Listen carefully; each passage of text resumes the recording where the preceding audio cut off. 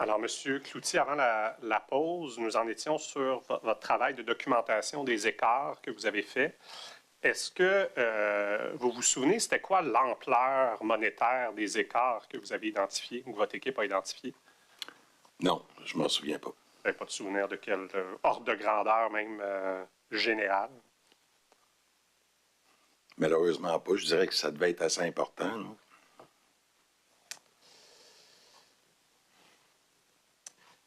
Là, Monsieur le commissaire, vous comprendrez que je ne peux pas poser des questions, en tout cas pour les fins. Monsieur a parlé d'un processus de médiation dans lequel il va être impliqué. Donc, il y a une série de questions que je m'abstiens de poser en raison du privilège relatif aux discussions de règlement. Alors, juste pour vos fins, M. Cloutier, il y a des éléments sur lesquels on ne peut pas parler, soit ce qui est visé par le privilège relatif au règlement, jusqu'à ce que ce débat-là soit tranché. Quelle est la résultante de ça, de ce processus-là? Quelles nouvelles vous en avez? Vous avez parlé de septembre 2020. Qu'est-ce qu'on vous donne comme nouvelles après ce processus-là? Qu'il y a eu une entente, mais qui est strictement confidentielle. Qui vous informe qu'il y a eu une entente?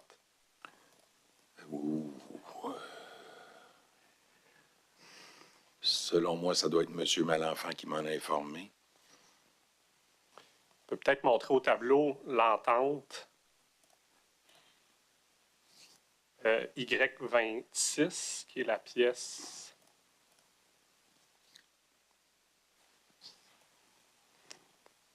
41 P242.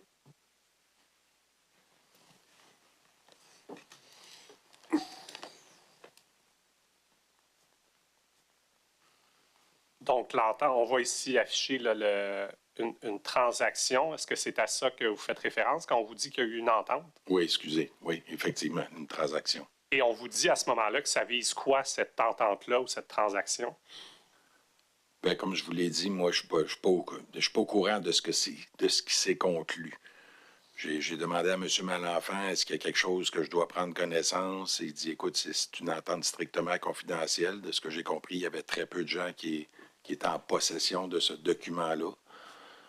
Puis j'avais demandé à M. Malenfant, y a-t-il quelque chose qu'il faut que je change? Il dit, Elodie est au courant, ça va. Donc, on va y aller par étapes. Donc, à quel moment, pour la première fois, vous avez vu cette transaction-là? Je ne l'ai jamais vue. Vous ne l'avez jamais vue? Non. Donc, dans le cadre de votre travail, jamais on vous a donné ce document-là? Non. Et là, pour quelle raison? Je vous l'ai mentionné, semblerait, ben pas sans, je veux pas rire de ça, là, mais c'était quelque chose de strictement confidentiel. Mais entre être confidentiel, je comprends qu'elle ne devait pas être disponible sur le site web de la SAQ, mais entre ce niveau de confidentialité-là et le fait que vous, comme directeur de projet, on ne vous la donne pas, Est-ce qu'on vous explique pourquoi? Non. Mais sans vous donner la teneur, est-ce qu'on vous en explique la portée? Parce que peut-être des choses qui vont changer après, là, puis qui vont tomber dans votre cours. Ben, le souvenir que j'ai, c'est celui que j'ai nommé. Là. Donc, M. Malenfant vous dit, vous ne changez rien, M. Cloutier, à ce que vous faisiez avant. Je me souviens de lui avoir posé la question, puis il m'a répondu que, business as usual. Et j'aimerais qu'on montre au tableau le premier de vos tableaux postérieurs à la transaction, celui du 15 octobre 2020, dans Y29 toujours.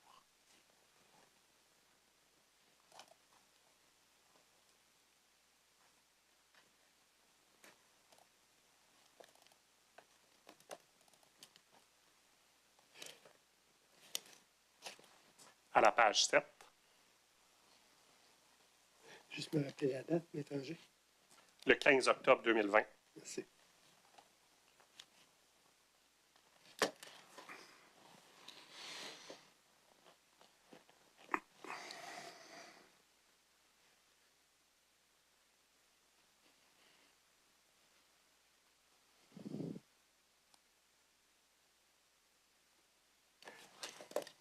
À la page 6.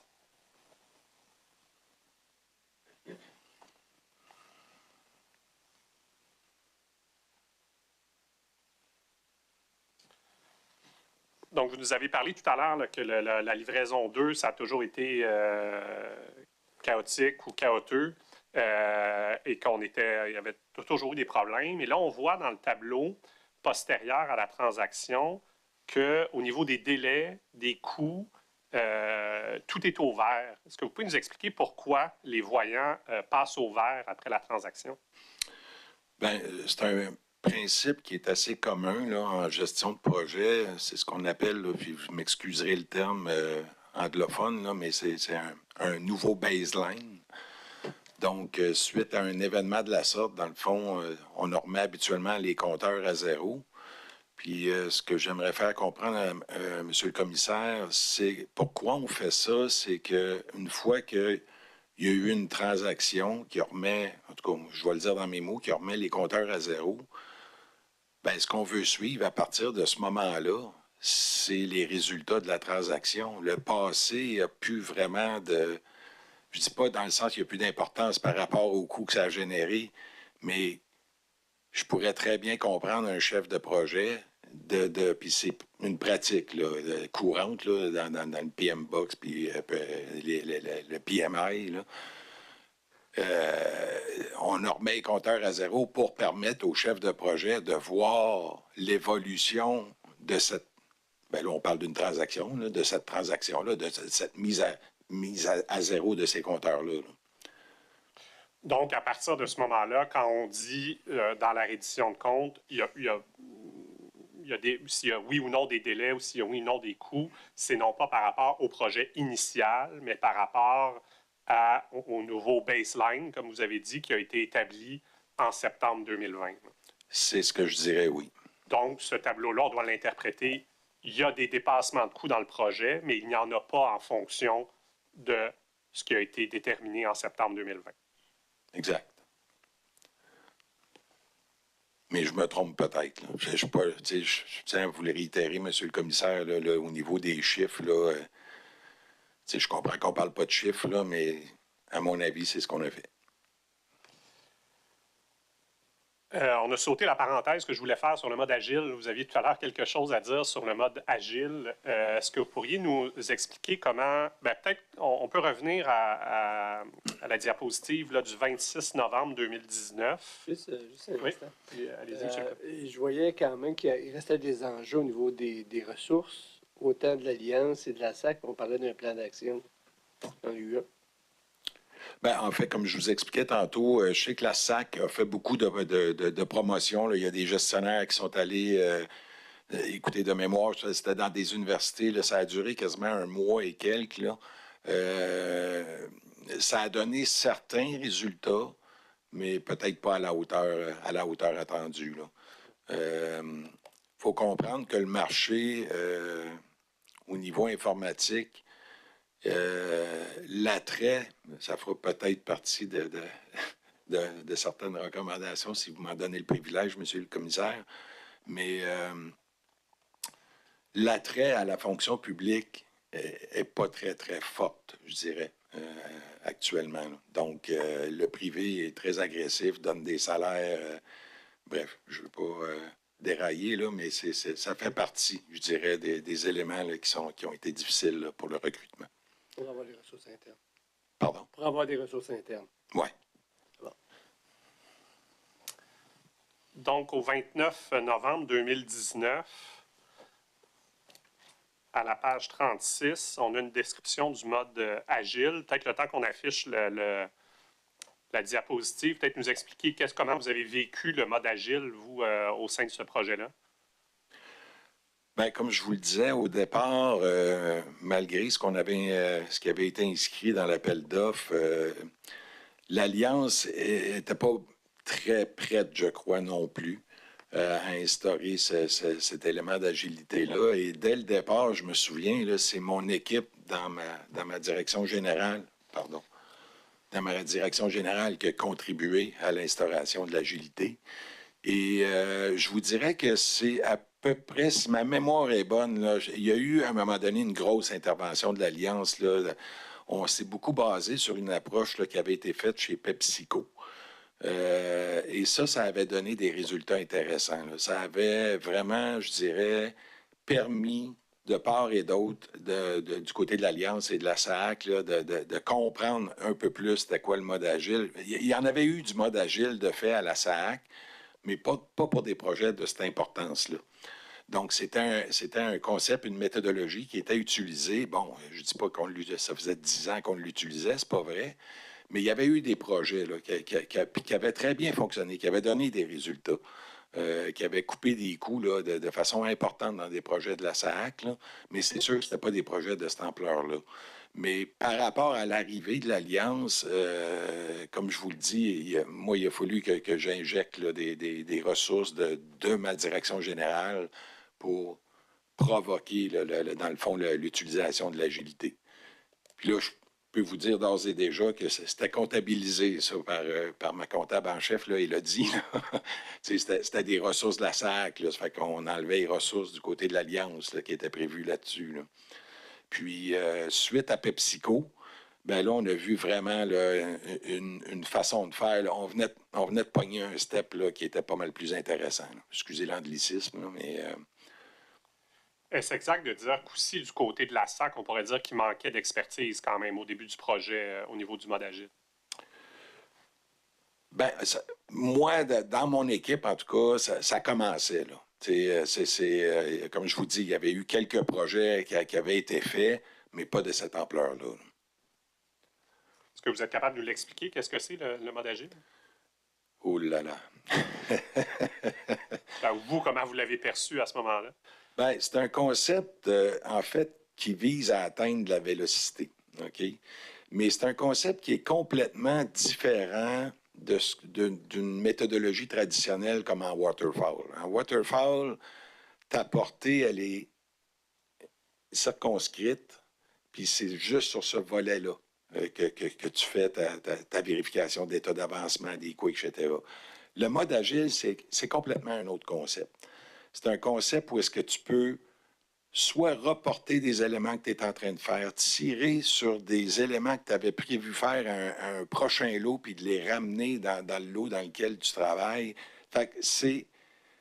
Puis l'idée aussi de l'agilité, c'est de découper ton projet en petits morceaux pour, ultimement, plutôt que d'attendre que tout soit fini, je prends à titre d'exemple des essais. Habituellement, en waterfall, on a des essais, des dossiers fonctionnels dans lesquels on vient d'écrire ce qu'on veut faire. Les programmeurs programment. Après ça, il y a des essais intégrés, des essais d'acceptation. Puis les essais sont faits à la fin de tout ce qui a été programmé. Le mode agile, ultimement, ce qu'il vise à faire, c'est des itérations. Où est-ce que tu viens morceler en petits morceaux ce que tu as à faire, mais tu fais toutes les étapes. C'est une approche qui est complètement différente. On le voit à l'image qui s'affiche à l'écran. Est-ce que c'est exact de dire un peu, là, on voit processus actuel en cascade, puis l'objectif du mode agile. Puis on voit une boucle qui tourne, là, réunion quotidienne, clarifier les détails, où on voit à l'intérieur spécification fonctionnelle, traduction, spécification technique, développement, TUF conjoint, je ne sais pas ce que ça veut dire. Probablement des tests fonctionnels puis des tests unitaires fonctionnels, j'imagine. Bon. Donc, c'est à ça que vous faisiez référence quand vous dites dans le mode agile, on n'a pas à définir la portée en une étape au départ, puis il n'y a pas une étape de test. On fait un peu tout ça en même temps, où on clarifie la portée, on fait des essais, on développe, puis on fait des tests. Est-ce que c'est une bonne façon de résumer ce que vous nous avez dit? Je le reformulerais peut-être autrement. Il y a quand même une portée là, qui est définie. Là. On appelle ça un roadmap là, en mode agile, où est-ce qu'on sait ce qu'on a à faire. L'idée, c'est de prendre des petites bouchées dans ce qu'on a à faire pour permettre ce genre de mécanisme qu'on voit à l'écran. Là. Donc, c'est pas le monde qui décide qu'ils vont faire ça un matin puis un autre matin. Tu sais, je veux dire, c'est quand même planifié, c'est quand même orchestré. Là. La principale différence, comme je vous disais, c'est l'idée de faire un petit morceau bout en bout plutôt que de tout faire des morceaux puis d'attendre complètement à la fin pour effectuer les essais. Là. Bon, je ne suis pas un spécialiste de l'agilité, là, mais je vous dirais que c'est ma compréhension. C'est ce qu'on veut avoir aujourd'hui, votre compréhension. Je vous amène sur un autre sujet, les demandes d'ajustement de projet ou les DAP. Oui. Pouvez-vous nous expliquer c'est quoi une DAP? Une demande, je vais commencer par répondre. Une demande d'ajustement de projet, puis ça arrive dans n'importe quel projet, c'est qu'il y a un élément, mettons, qu'on n'a pas vu, qu'on doit avoir, qu'on vient ajouter au départ de l'enveloppe. Dans le fond, quand on parlait des ententes de l'eau, vous aurez sans doute constaté qu'il y avait l'enveloppe de prix du bordereau. Puis souvent, ce montant-là, dans les ententes de l'eau, était plus élevé que ce qu'on retrouvait dans le prix du bordereau. La raison qui expliquait ça, c'est justement en grande partie les demandes d'ajustement au projet. Donc, la responsabilité qu'on avait à cet égard-là, on m'avait demandé, parce que les demandes d'ajustement de projet se faisaient depuis le début du projet, mais on m'avait demandé à une certaine étape d'assurer, on avait des lignes de maîtrise là, à la société, puis de créer un comité qui permettait, entre autres, à titre d'exemple, de permettre au vérificateur interne de jouer son rôle. C'est-à-dire qu'il n'était pas là pour décider, parce que ça appartient au chef de projet, de ce qu'il approuvait ou pas au niveau des demandes d'ajustement de projet, mais de permettre son rôle de vérificateur. On avait créé un comité à l'aide de la vérification interne. Il y avait des gens des finances, il y avait des gens de la gestion contractuelle, il y avait des gens de la DAGE. C'est un monsieur Jérôme qui est ici présent. Excuse-moi, Jérôme, j'oublie ton nom de famille. Mais ces gens-là participaient. Il y avait Rodrigue Côté de la gestion contractuelle. Bref, des représentants des diverses vice-présidences. Et donc, pour clarifier, une chose que vous avez dite dans votre réponse, la personne qui était responsable d'approuver les demandes d'ajustement de projet, c'était M. Malenfant, c'est exact? M. Malenfant et son vis-à-vis. Toujours two in the box. Mais oui, la réponse à ça, c'est oui. C'est normal, c'est lui le chef de projet.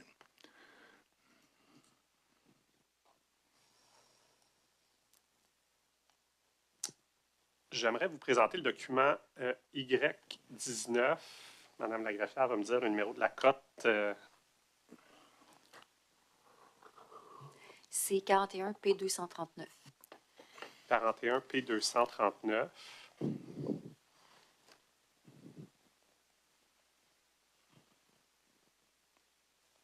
On voit entre la page 1 et la page 2 un autre type de tableau de bord un peu plus bas.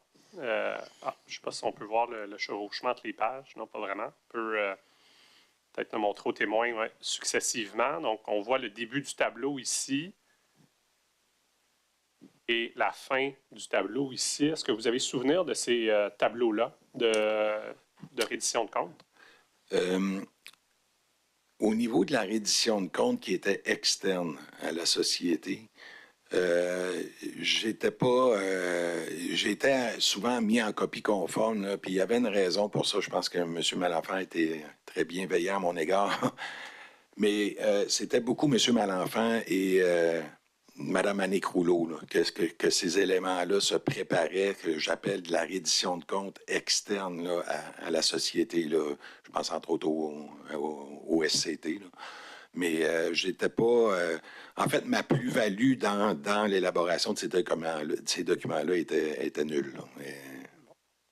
Je vais vous poser les questions que j'avais prévues, puis vous me dites si vous savez ou pas. Soyez transparent en fonction de ce que... de votre implication, que je comprends qui n'était pas importante. Parce que si on remonte un peu à la page suivante, Mme Rouleau vous envoie un courriel le 2 décembre 2019. « Bonjour Sylvain.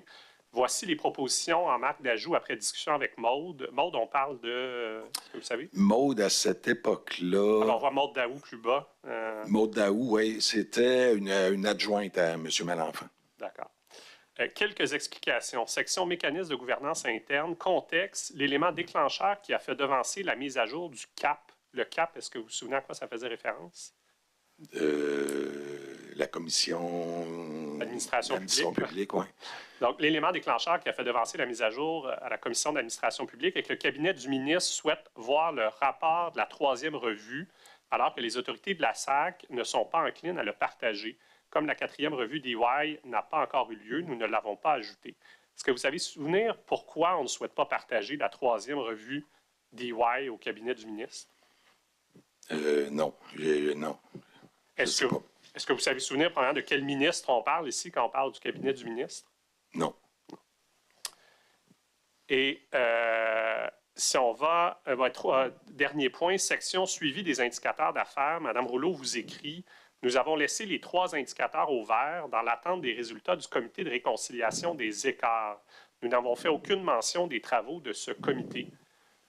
Est-ce que vous vous souvenez pourquoi on n'indique pas à la commission, ou en tout cas dans la reddition de comptes qu'on souhaite faire à l'externe, l'existence du comité de réconciliation des écarts?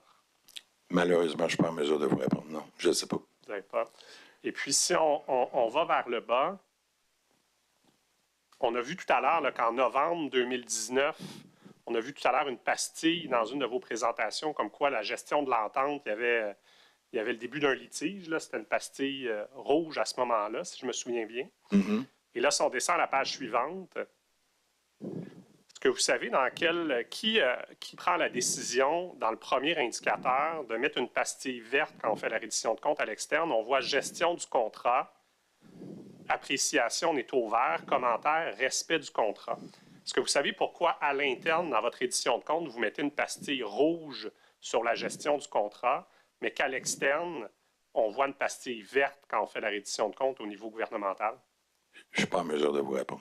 Comme je vous dis, c'est pas parce que je ne veux pas répondre, mais je n'étais pas impliqué là, dans la reddition de compte qui sortait de la SAC. Je n'ai pas d'autres questions, M. le commissaire. Parfait. Donc, ce que je comprends, c'est que vous, à l'interne, quand vous mettez des pastilles aux couleurs que les éléments vous donnent, bien évidemment. Là. Oui. Donc, si c'est au rouge, vous mettez au rouge, au jaune, etc. Mais qu'une fois que ça s'est transmis à vos supérieurs, oui. Vous n'avez plus de contrôle dessus. C'est ce que je comprends. Là. Mais c'est ce que vous venez de dire. C'est-à-dire que je ne suis pas impliqué à ce qui sort à l'extérieur. Moi, je décode ça. Là. Exact. Moi, je me trompe. Là. Ben, je ne suis pas impliqué par rapport à... Je suis informé, mais c'est... Parce qu'on vous informe, là, par contre. Vous êtes dans les courriels. Oui, on m'informe, mais sans plus. Là. Mais juste pour faire un suivi sur la question de M. le commissaire, donc, je comprends que c'est Mme Rouleau qui s'occupe de ce volet-là au sein de votre équipe. En fait, c'est elle qui prépare les documents pour ces demandes-là. Là. Si c'est M. Malenfant ou je ne sais pas qui, c'est elle qui s'occupe de ça, oui. Dans le fond, elle prépare les documents avec M. Malenfant. Mais, puis quand elle fait ça, elle le fait en transparence pour vous parce qu'elle vous met en copie ou vous êtes mis en copie de ça. Là. Oui, pour information. Donc, vous avez une connaissance. Là. Oui. Pas un contrôle sur l'info, mais vous avez une connaissance. Exactement. C'est bon. Je n'ai pas d'autres questions pour le témoin. Parfait. Question de la SAC? Pardon.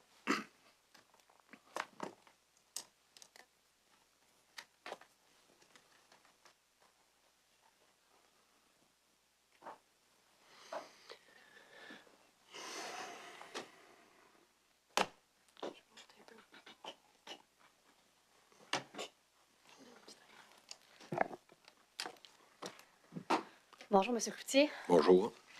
J'aimerais revenir un peu sur votre parcours. Vous avez été à la CARA.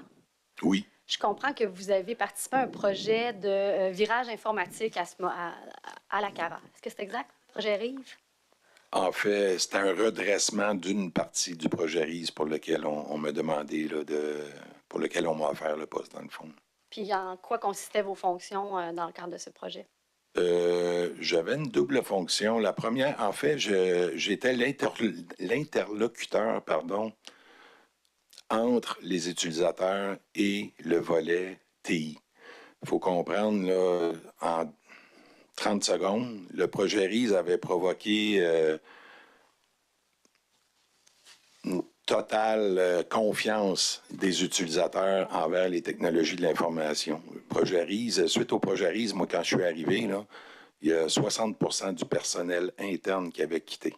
OK. C'est énorme, là. Donc, et la confiance au niveau des TI était plus au rendez-vous. Je vous dirais principalement ce que j'ai fait à la CARA, là, malgré le fait là, que j'étais... C'est sûr que je me faisais l'interlocuteur entre les utilisateurs et les technologies de l'information, mais le gros de mon mandat à la CARA, ça a été de la gestion du changement.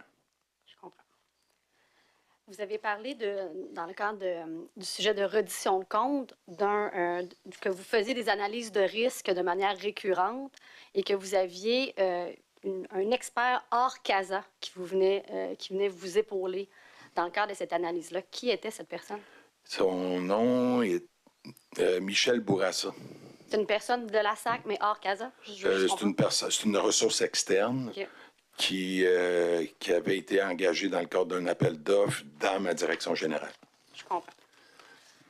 Puis cette personne-là vous appuyait pour faire vos redditions de compte au niveau de l'analyse des risques récurrentes, là, Exactement. au fur et à mesure des différentes étapes du projet. Exactement, oui. OK. J'aimerais qu'on prenne la pièce 41P244, la présentation du 11 juillet 2017, s'il vous plaît, Madame la greffière adjointe. À la page 38.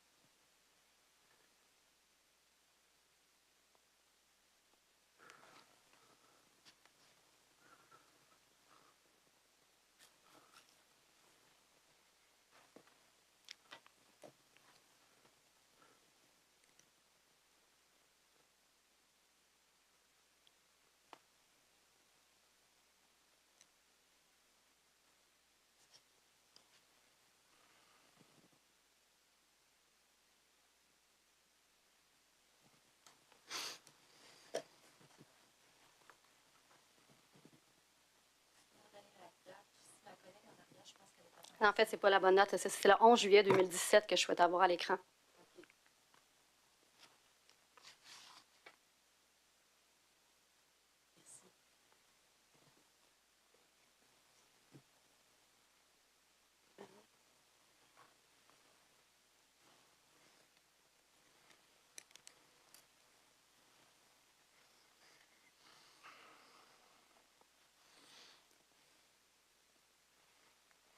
Bon, je vais revenir plus tard. Là, on va progresser. Donc, 41 P244, celle du 26 novembre 2019, à la page 12.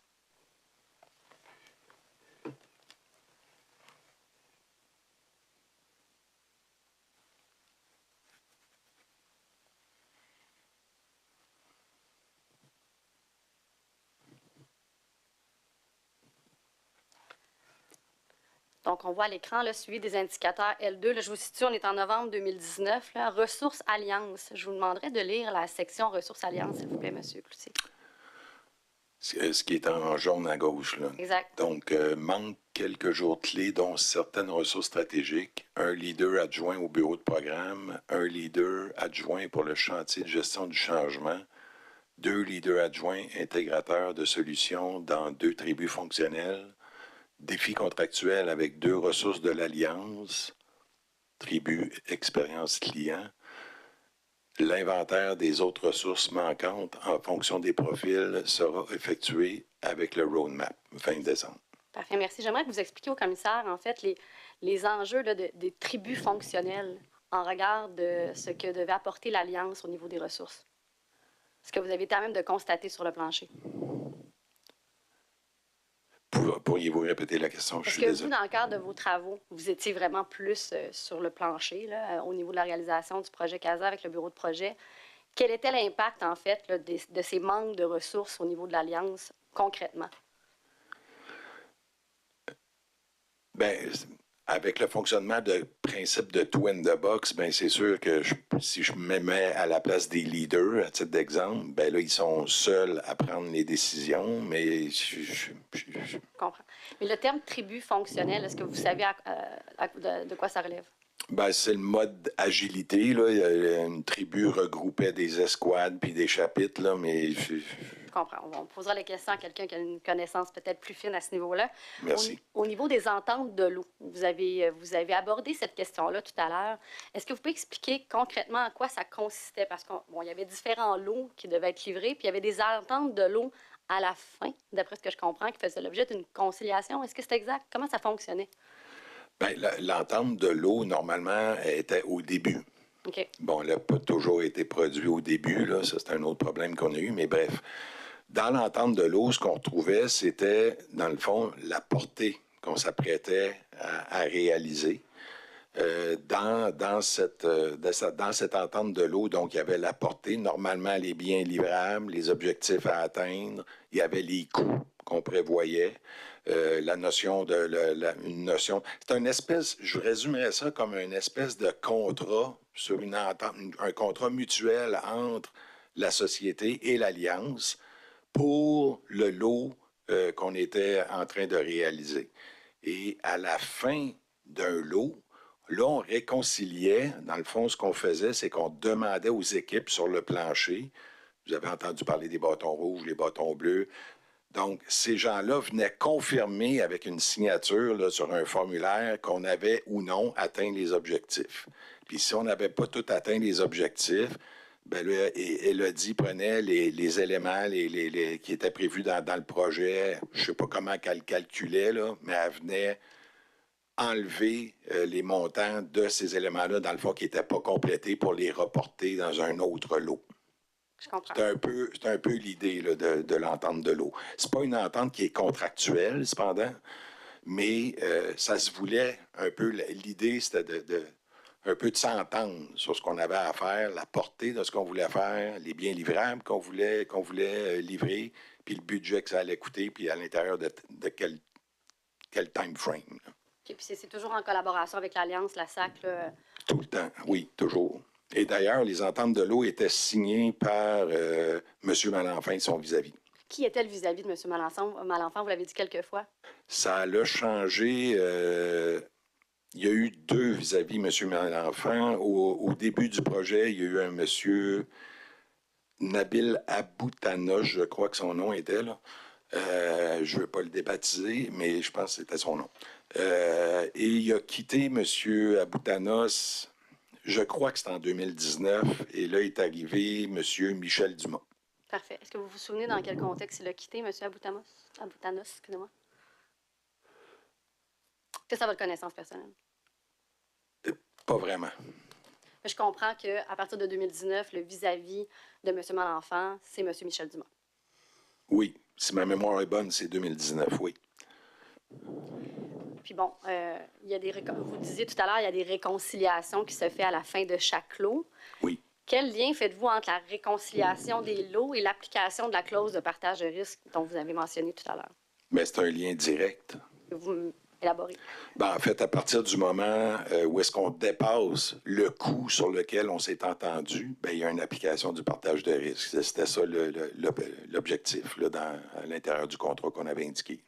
Est-ce que vous avez une connaissance, vous, de quel montant, à quel montant a pu arriver là, l'application de la clause de partage de risque au bénéfice de la SAC au cours de l'exécution du contrat? Malheureusement, non. Je vous demanderais, Madame la greffière, d'exhiber un document additionnel que j'ai transmis là, au procureur de la commission, une note du 22 avril 2020 de M. Cloutier à Carl Malenfant, intitulée « Complexité des travaux reliés aux règles d'affaires ». Je crois que ce serait la pièce 41, P245, éventuellement. Oui, c'est ce que je viens de vous demander. C'est une nouvelle pièce.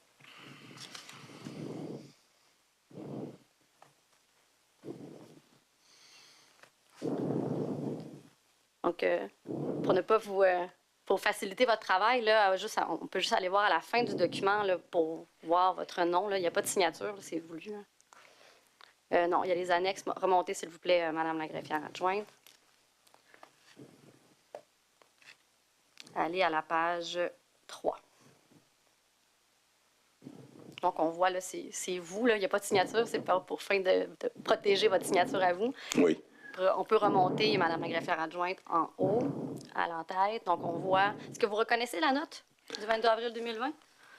Regardons un peu le contexte. J'ai cru comprendre, parce qu'on avait l'habitude de documenter là, les demandes d'ajustement de projet. J'ai cru comprendre que c'en était une. Là. Parfait. On va lire le contexte ensemble. Donc, dans son appel d'offres, la société a fait preuve d'une grande transparence quant à la complexité de ses règles d'affaires, son niveau de maîtrise et l'état de leur documentation. Plusieurs passages permettent d'apprécier cette transparence. Bon, je vais éviter là, de relire les passages des documents d'appel d'offres, mais est-ce que vous vous souvenez d'avoir écrit ça? Dans quel contexte? Non, je m'excuse. Je ne nie pas... Monsieur, quand on vous demande de commenter des documents qui ne vous appartiennent pas, je suis assez flexible. Quand c'est un document dont vous avez la paternité, c'est vous qui rédigez une note à l'attention de M. Malenfant, moi, je trouve ça hyper pertinent pour mon mandat. Donc, ce qu'on va faire, c'est que je vais suspendre 10 minutes, ou Mme Greffière, vous m'appelez avant, je disais peut-être, vous prenez connaissance de la note et M. Gagnon va vous poser des questions spécifiquement sur cette note-là. Ça vous va, ça? Oui. En toute équité pour vous, Oui. c'est une note qui vous appartient. Merci. Oui.